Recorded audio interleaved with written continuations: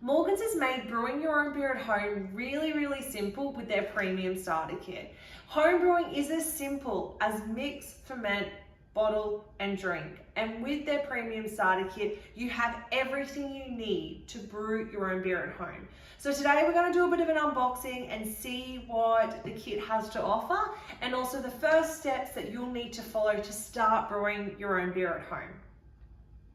So the first piece of equipment we have is our fermenter. This is what we're going to brew our beer in. The first beer that is included in the kit is their Blue Mountain Lager. With that, you'll use a kilo of their fermentable sugar blend.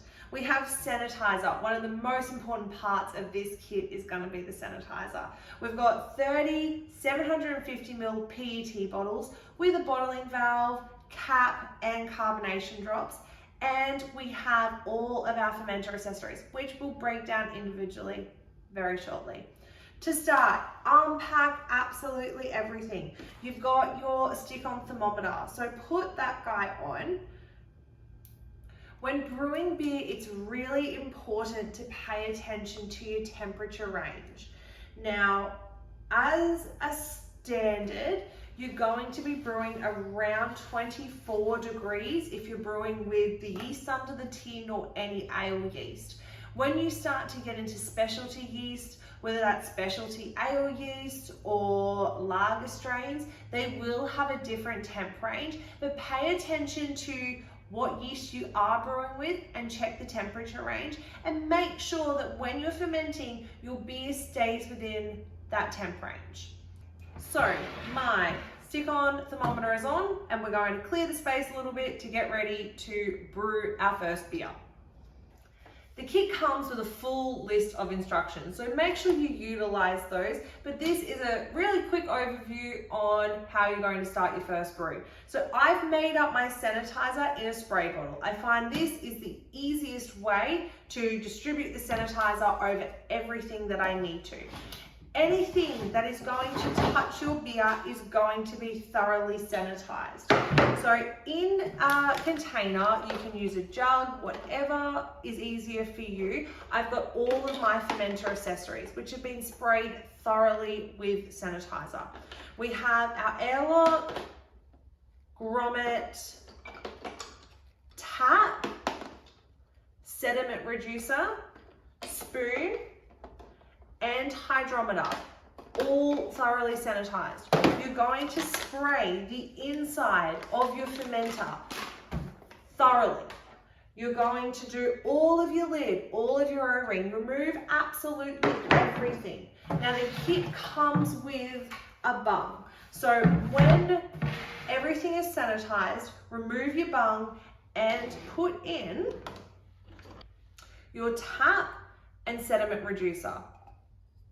So make sure your tap is closed. I've put the sediment reducer in at the end. The larger end goes into the end of the tap, and you will notice a little groove or opening in the top of that sediment reducer. Ensure that it's up the top. So when you're bottling, that's going to help leave the trump that you'll have in the bottom of your fermenter out of your bottles. So once again, now I've touched it, I will sanitize it thoroughly again, remove the bung and place it into my fermenter, ready to put my beer down. So everything has been thoroughly sanitized and sat for about 10 minutes. This is when we start getting into the fun bit of actually putting the beer down. So flick back through my other videos, because there's been lots of videos of us putting beers down. But as a start, I start with about 10 liters of water. I will add my can of extract malt and put my yeast to the side, because we will use that shortly. So that's going to go into your fermenter as well as your bag of fermenting sugar. Everything needs to be thoroughly mixed in and dissolved, and then you'll top up your water to 23 liters.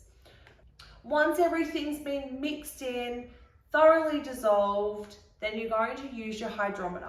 So your hydrometer is a measure of specific gravity. Specific gravity is a measure of how much sugar essentially is in a liquid.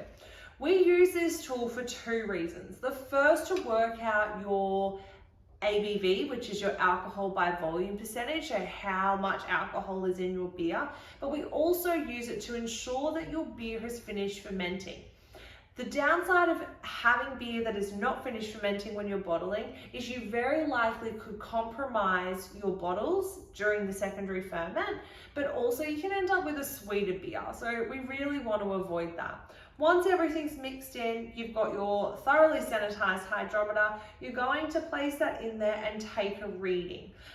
The reading will be anywhere from about the 1030 to the 1040 section. You'll see that on the side. Wherever the line comes up to from the beer, you'll record that. So that first initial reading is going to be used to work out your alcohol by volume. Quite simply, alcohol by volume is worked out on your starting gravity, minusing your finishing gravity, and times it by 131.25. We'll do another video that's more specific on that. But once that is done, we are going to secure our lid. We're going to take our grommet and put it in the small hole in the top of your fermenter lid. Place a small amount of water in your airlock, so there's lines for that there. Secure, and it will ferment away. And now we're going to pop our fermenter in a tempered, cool area of the house and let our beer ferment away.